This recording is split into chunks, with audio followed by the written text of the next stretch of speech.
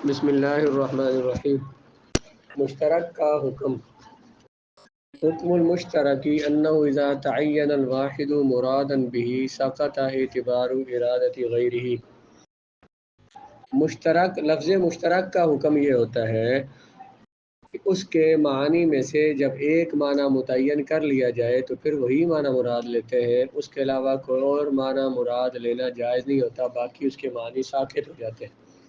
مشترک کے معنی میں سے جب ایک معنی ایک وقت میں، یعنی اس کے معنی میں سے ایک معنی مراد لے سکتے ہیں، سارے بیک وقت مراد نہیں لے سکتے۔ جب ایک معنی مراد لے لیا تو ساقط اعتبار غیر ہی، اس کے علاوہ باقی معنی کا اعتبار ساقط ہو جاتا ہے۔ ولہذا اجمع العلماء، اسی وجہ سے علماء کرام نے اس بات پر اجماع کیا ہے کہ یہ جو فرمایا تھا والمطلقات یتربصن بانفسہن ثلاثۃ قروء، جن عورتوں کو طلاق دی گئی تو وہ 3 قروء رکی رہیں گی۔ قروء ان کے 2 معنی کیے تھے، ایک حیض ہے، اس کا معنی ایک طہر ہے۔ امام شافعی نے طہر مراد لیا ہے اور امام اعظم نے حیض مراد لیا، دونوں معنی مراد نہیں لیے۔ جب ایک معنی متعین ہو گیا، احناف کے نزدیک حیض متعین ہے تو پھر وہ طہر والا معنی اس کا مراد نہیں لیتے، اور شوافی کے نزدیک جب طہر والا معنی متعین ہے تو پھر وہ حیض کا معنی مراد نہیں لیتے۔ اس کی تفصیل یوں ہے کہ جمہور احناف کا مسلک یہ ہے کہ مشترک کے معنی میں عموم نہیں ہوتا، یعنی مشترک کے سارے معنی بیک وقت مراد نہیں ہوتے، خواہ کلام مثبت ہو یا کلام منفی ہو۔ بعض علماء کے نزدیک اگر لفظ مشترک کلام منفی میں ہو تو پھر لفظ مشترک میں عموم جائز ہے۔ لفظ مشترک کس میں ہو؟ بعض علماء نے کہا ہے کہ منفی کلام کے بعد آئے، لفظ مشترک آئے اور کس میں آئے؟ منفی کلام کے بعد آئے تو اس میں عموم جائز ہے، اور لفظ مشترک بول کر ایک وقت میں ایک سے زیادہ معنی مراد لے سکتے ہیں، اور اسے وہ عموم مشترک کہتے ہیں۔ اسے وہ کیا کہتے ہیں؟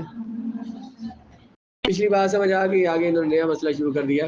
کیا کہا بلا کہ جب مشترک کے معنی میں سے ایک معنی متعین کر لیا جائے تو پھر وہی ایک معنی مراد ہوتا ہے، باقی معنی اس کے مراد نہیں لیے جاتے۔ جس وقت ہم اس سے مثلا ہم نے مثال دی کہ جب ہم لفظ عین ان کا معنی جب آنکھ لے رہے ہیں تو اس وقت آنکھ ہی مراد ہے، چشمہ گھٹنا اس کے معنی مراد نہیں ہے۔ جب ہم اس سے گھٹنا مراد لے رہے ہیں اس وقت آنکھ مراد نہیں، اس وقت باقی معنی مراد نہیں ہوتے، تو یہ مشترک کا حکم ہے۔ تو اس پر دلیل مثال دے دی کیا، جس طرح لفظ قروء ہے تو احناف اور شوافی اس بات پر متفق ہیں کہ وہ ایک ایک معنی مراد لیتے ہیں، دونوں معنی مراد نہیں لیتے۔ دونوں معنی مراد لیں گے تو معنی اس کا پتہ نہیں چلے گا۔ اگر یہ کہیں کہ جن کو طلاق دی گئی ہے وہ 3 قروء رکی رہیں گی، اور 3 قروء سے مراد حیض بھی اور طہر بھی ہے، تو دونوں زمانے رکی رہیں گی، 3 پھر تو معنی یہ بنے گا 3 حیض اور 3 طہر رکی رہیں گی، وہ تو عدت لمبی ہو جائے گی، عدت لمبی ہو جائے گی۔ اس وجہ سے دونوں میں سے ایک معنی مراد لیا جائے گا، جو معنی جس کے نزدیک مراد ہے وہی معنی وہ مراد لے سکتا ہے، دوسرا معنی مراد نہیں لے سکتے۔ اس سے ایک بات ہمیں یہ سمجھ آتی ہے کہ جو ہم تقلید کرتے ہیں ائمہ کی، ایسے ذہن میں بات آئی، ویسے مسئلہ ایسی طرح ہے لیکن دلیل کے طور پر مجھے بات سمجھ آئی کہ ہم ایک وقت میں ایک امام کی تقلید کر سکتے ہیں۔ ہم جو اہل سنت ہیں، اہل سنت کنہیں کہتے ہیں؟ وہ لوگ کہ یہ جو ائمہ اربعہ ہیں فقہ کے، یہ جو چاروں امام ہیں، وہ بندہ جو ان چاروں ائمہ کے عقیدے پر ہو، چاروں ائمہ کے، اور ان میں سے کسی ایک کی مسائل میں، فقہ میں کسی ایک کی تقلید کرتا ہو، انہیں کہتے ہیں اہل سنت والجماعہ۔ کسی ایک کی عقائد میں، جو ان ائمہ کے عقائد ہیں ان عقائد پر ہو، اور کسی ایک کی تقلید کرتا ہوں۔ اب یہ تقلید مسائل میں ہے، عقائد میں تقلید نہیں ہے کہ ہم عقائد میں اس وجہ سے اللہ تعالیٰ کو ایک مان رہے ہیں کہ امام ابو حنیفہ نے کہا ہے یا امام شافعی امام مالک نے کہا، یہ نہیں ہے، عقائد میں تقلید نہیں ہے۔ لیکن کیونکہ ان کے عقائد ہیں تھے یہ جو اہل سنت کے چلتے آ رہے ہیں، امام اعظم سے پوچھا گیا مثلا کہ اہل سنت کنہیں کہتے ہیں، فرمایا ان تفضل الشیخین وتحب الختنین والمسح علی الخفین۔ اہل سنت انہیں کہتے ہیں جو شیخین کو، ابو بکر و عمر کو امت پہ فضیلت دیں، اور تحب الختنین، جو ختنین یعنی حضور کے دونوں داماد مولا علی اور جناب عثمان رضی اللہ تعالیٰ سے پیار کرے، اور مسح علی الخفین کو جائز سمجھے، خفین پر مسح کرنے کو جائز سمجھے۔ آپ نے فرمایا یہ اہل سنت ہے۔ اب عقائد اہل سنت کے وہی ہیں جو ان ائمہ کے تھے، اور جو وہ عقائد تو اہل سنت کے عقائد تو صحابہ سے، رسول اللہ سے اور صحابہ سے ہیں، تو یہ اہل سنت والجماعہ کا بنیادی جو معنی ہے، حضور سے پوچھا گیا کہ حضور نے فرمایا میری امت کے 73 فرقے ہوں گے جن میں سے ایک حق پر ہوگا، اور صحابہ نے پوچھا وہ کون؟ فرمایا ما انا علیہ واصحابی، جس پر میں ہوں اور میرے صحابہ ہیں، جس راستے پر میں ہوں، جس راستے پر حضور ہے اسے سنت کہتے ہیں، اور جو صحابہ ہیں وہ صحابہ کے ہیں، جماعت ہے، اس سے بنا اہل سنت والجماعہ۔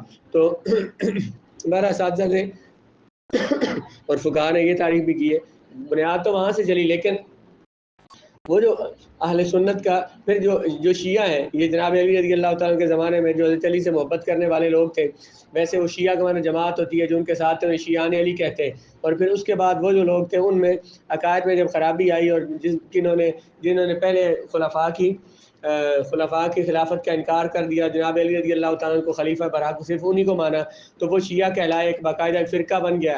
اور پھر اس کے بعد سے جو اہل سنت ہے ان کی پہچان ان ائمہ سے ہوئی، جو تو باقیوں سے جو ہے نا وہ شیعہ سے الگ ہو گئے۔ تو پھر جیسے ہی پتہ چلا کہ لفظ مشترک جو ہے اس کے معنی میں سے ایک معنی مراد لے سکتے ہیں، تو پھر اسی طرح سے ایک امام کی تقلید کر سکتے ہیں۔ ورنہ اگر ہم مثلا اسی مسئلے میں ہم دو اماموں کی تقلید کریں، جس کی مرضی ہے کر لیں گے، جس کی مرضی ہے تقلید کر لیں گے، وہ بھی تو امام ہی ہیں، وہ بھی اہل سنت ہے، ان کی تقلید کریں گے تو پھر خرابی لازم آ جائے گی۔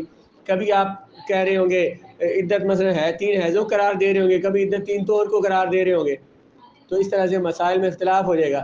اسی طرح سے امام اعظم کے نزدیک اگر بندے کے جسم سے خون نکلے، ویسے خون یہاں سے نکلا ہے اور ذرا سا خون اپنی جگہ سے بہہ گیا، آپ نے فقہ میں پڑھا ہے کہ خون اپنی جگہ سے نکلے اور اس جگہ تک پہنچ جائے جس کو غسل یا وضو میں دھونا ہوتا ہے، تو سارا جسم ہی دھونا ہوتا ہے غسل میں، اس جگہ تک پہنچ جائے گا، کیا مطلب جس کو غسل وضو میں دھونا ہوتا ہے، ذرا سا بھی اس جگہ سے آگے چلا جائے تو وضو ٹوٹ جائے گا۔ امام شافعی فرماتے ہیں کہ نہیں ٹوٹے گا۔ اب بندہ جو ایک وقت میں حنفی بنا ہوا اور شافعی بنا ہوا ہو تو پھر وہ تو مسائل کو تو مذاق ہی بنائے رکھے گا، کبھی میرا وضو ٹوٹ گیا تو کبھی نہیں ٹوٹا، کبھی خون نکلنے سے وضو ٹوٹ گیا ہے تو کبھی میرا دل بن گیا نہیں ٹوٹا جی، تو یہ پھر مختلف ہو جائے گا، اس لیے ایک ہی امام کی تقلید کی جاتی ہے۔ کبھی کیا کہا انہوں نے کہ مشترک کے معنی میں سے ایک معنی مراد لیتے ہیں، سارے معنی بیک وقت مراد نہیں ہو سکتے۔ بعض علماء کے نزدیک اگر لفظ مشترک کلام منفی میں ہو تو لفظ مشترک میں عموم جائز ہوتا ہے، منفی کلام میں آئے تو اس میں عموم جائز ہوتا ہے، مطلب اس کے سارے معنی بیک وقت مراد ہو سکتے ہیں، اور اس کو عموم مشترک کہتے ہیں۔ کیا بولتے ہیں؟ عموم مشترک۔ اس کی مثال یہ ہے، کسی بندے نے قسم اٹھائی کہ میں تیرے موالی سے بات نہیں کروں گا۔ موالی جمع مولا کی، مولا کسے کہتے ہیں؟ مولا کہتے ہیں مالک کو بھی اور غلام کو بھی، دونوں کو کہتے ہیں۔ مولا مالک کو بھی کہتے ہیں اور غلام کو بھی کہتے ہیں۔ میں تیرے موالی سے بات نہیں کروں گا، یہاں موالی لفظ مشترک ہے، اور میں تمہارے موالی سے بات نہیں کروں گا، موالی سے کلام منفی ہے اور موالی جمع بولا ہے، جمع بولا ہے کلام منفی ہے، تو یہ کیا ہو جائے گا؟ عموم مشترک آتا ہے، اس میں جو کلام منفی ہو تو اس میں عموم مشترک جائز ہے۔ اس لیے قسم اٹھا کہ میں تیرے موالی سے بات نہیں کروں گا، یہاں موالی لفظ مشترک ہے اور کلام منفی میں ہے۔ مولا کا معنی ہوتا ہے آزاد کرنے والا آقا، اور مولا کا یہی معنی ہوتا ہے آزاد کیا ہوا غلام، اور مخاطب کا آزاد کرنے والا آقا بھی ہے اور اس کے ایسے غلام بھی ہے، جس کو یوں کہا کہ بندے نے کہا کہ میں قسم اٹھاتا ہوں کہ میں تیرے موالی سے بات نہیں کروں گا۔ اب جس کو کہا تیرے موالی سے بات کروں گا، اس کے آقا بھی ہیں جنہوں نے اس کو آزاد کیا تھا، اور اس کے بھی آگے غلام ہیں جن کو اس نے آزاد کیا۔ اس کے آقا تھے جنہوں نے، یہ پہلے غلام تھی تو جو اس کے مالک تھے انہوں نے اس کو، وہ اس کے موالی ہو گئے، پھر یہ امیر ہو گئی، پیسے کمائے اس نے، اور اس نے آگے غلام خرید لیے، تو یہ اس کے اوپر بھی موالی ہوئے اور اس کے بعد بھی اس کے اپنے غلام بھی ہوئے، جو اس کے غلام ہے وہ بھی موالی، اور جو اس کے آقا تھے وہ بھی مولا کی جمع موالی، وہ بھی اس کے مولا ہو گئے، اور جو جن کو اس نے آزاد کیا ہے یا جس کے غلام ہے وہ بھی کیا ہو گئے۔ اب اس نے کہا گیا تھا کہ میں تیرے جتنے مولا ہیں موالی ہیں میں ان سے بات نہیں کروں گا، تو اس کے مولا وہ بھی ہیں جو اس کو آزاد کرنے والے ہیں، اور اس کے وہ بھی ہیں جن کو اس نے آزاد کیا ہے۔ اب بات سمجھ آ گئی؟ جو اس کو آزاد کرنے والے اس کے آقا، جنہوں نے، یہ غلام تھے جنہوں نے اس کو آزاد کیا، اور جن کو اس نے آزاد کیا وہ بھی آگے ہیں، دو طرح کے اس کے موالی ہیں۔ اور متکلم بات کرنے والا جو یہ کہہ رہا ہے میں تیرے موالی سے بات نہیں کروں گا، متکلم مخاطب سے جس مولا سے کلام، متکلم جو ہے جو کہہ رہا ہے کہ میں تیرے موالی سے بات نہیں کروں گا، اس کے جس مولا سے بات کرے گا تو اس کی قسم، کسی بھی مولا سے بات کرے گا تو اس کی قسم کہا گیا تھا میں تیرے موالی سے، اس کے اوپر والے مولا انہوں نے اس کو آزاد کیا، کچھ اس کے مولا ہے جس کو اس نے، اب ان میں سے کسی سے بھی چاہے اس کو آزاد کرنے والے ان سے بات کی تو پھر بھی قسم ٹوٹ جائے گی، قسم کیا اٹھائی تھی کہ میں تیرے موالی سے، اس کو جو آزاد کرنے والے ان کو سے بات کی تو بھی قسم ٹوٹ گئی، جن کو اس نے آزاد کیا ان سے بات کی تو بھی قسم ٹوٹ جائے گی۔ تو پھر دیکھیں نا مشترک کے دو معنی تھے، مولا کے دو معنی تھے، اس کو آزاد کرنے والے مولا اور اس کی آزاد کیے ہوئے مولا، اس لحاظ سے یہ لفظ مشترک تھا نا، تو دونوں میں سے عموم مشترک کیا ہوتا ہے، دونوں معنی مراد لینا، تو کیا کہہ رہے ہیں بلا دونوں کو میں سے کوئی کسی کو بھی کسی سے بھی بات کرے گا تو وہ قسم ٹوٹ جائے گی، چاہے اس کے اوپر والے مولا یا اس کے آزاد کیے مولا، کسی کو بھی اس سے بھی بات کرے گا تو قسم ٹوٹ جائے گی، کیونکہ ان کے نزدیک نفی کے موقع پر مشترک عام ہو جاتا ہے۔ بندے نے کہا کیا تھا کہ میں اس کے موالی سے بات نہیں کروں گا، موالی جمع ہے، بہت سارے افراد کو شامل ہے جو اس کو آزاد کرنے والے ہیں، جو اس کے آزاد کیے ہوئے، اور کلام بھی ہے منفی، تو جب منفی میں کلام میں لفظ مشترک آ جائے تو بعض نے کیا کہا کہ عموم کے لیے ہوتا ہے، جب عموم کے لیے ہوتا ہے اس میں مسئلے سے انہوں نے مثال دی ہے کہ بندے نے کہا میں اس کے موالی سے بات نہیں کروں گا، اس کے موالی کون سے ہیں؟ دو طرح کے ہیں، تو لفظ کے دو معنی ہو گئے نا، جو اس کو آزاد کرنے والے اور اس کے آزاد کیے ہوئے، تو جب اس نے یہ کہا کہ میں اس کے موالی سے بات نہیں کر رہی، میں نے کسی سے بھی بات کی، چاہے اس کو آزاد کرنے والے چاہے اس کے آزاد کیے ہوئے، تو پھر بھی اس کی قسم ٹوٹ جائے، کیوں بلا کہ اس کو یہاں انہوں نے مشترک مانا ہے، مشترک مانے کا مطلب مشترک کے دونوں معنی مراد لیے بیک وقت، جس سے بھی بات کرے گا چاہے اس کو آزاد کرنے والے چاہے اس کو آزاد کیے ہوئے، جس سے بھی بات کرے گا تو قسم اس کی، کیونکہ یہاں پہ انہوں نے کیا کہا کہ جب کلام منفی میں ہو تو مشترک میں عموم ہوتا ہے، اس کے سارے معنی مراد ہو سکتے ہیں، بعض نے کہا ان کی مثال دے دی ہے۔ آگے وقال ابو حنیفہ و محمد الی اوصال موالی بنی فلان موال من اعلی موال وموال من اسفل باطلت الوصیۃ فی حق الفریقین لاستحالۃ الجمع بینہما وعدم الرجحان۔ وہ پچھلا مسئلہ اسی کے ساتھ ملتا ہے، لیکن وہ پچھلا مسئلہ ختم ہو گیا، عموم مشترک جنہوں نے کہا تھا ان کے نزدیک وہ مسئلہ تھا۔ امام اعظم نے کیا فرمایا بھلا کہ مشترک کے سارے معنی ایک وقت میں مراد نہیں ہو سکتے، ایک معنی مراد لیں گے تو دوسرا معنی مراد نہیں ہوگا، دوسرا مراد لیں گے تو پہلا مراد نہیں ہوگا، اس لیے وہی جو مثال دی اسی کی طرح سے مثال سمجھیں، کسی نے وصیت کی، اس کے جو موالی ہے نا میں ان کے لیے 1,00,000 کی وصیت کرتا ہوں، اس کے جو موالی ہیں میں ان کے لیے 1,00,000 کی، اس کے دو طرح کے موالی ہیں، جنہوں نے اس کو آزاد کیا اور وہ بھی مولا ہیں جن کو اس نے وصیت کیا کی تھی، اس کے موالی کے موالی مشترک لفظ ہے، اس میں اس کے آقا بھی موجود ہیں اور اس میں اس کے غلام بھی موجود ہیں، دونوں شامل ہیں، تو مشترک کیا ہوتا ہے اس کے ایک سے زیادہ معنی ہو۔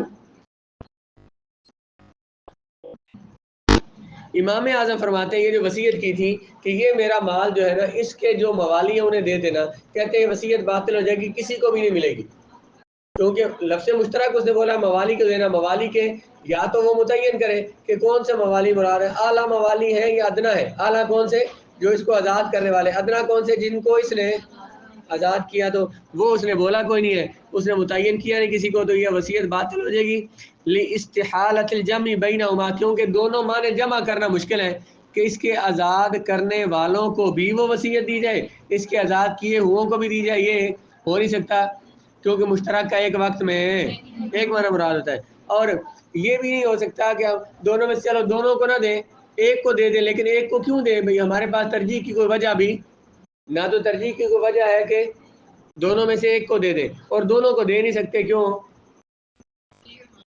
کیونکہ یہ لفظ مشترک ہے اور مشترک کا ایک ہی معنی مراد لیتے ہیں، دونوں طرح کے اس کا جو موالی ہیں انہیں تو دے نہیں سکتے، اور کسی ایک کو دے دیں اور ایک کو ترجیح دے دوسرے پر، یہ بھی نہیں کر سکتے کیونکہ ترجیح کی کوئی ہمارے پاس دلیل نہیں ہے۔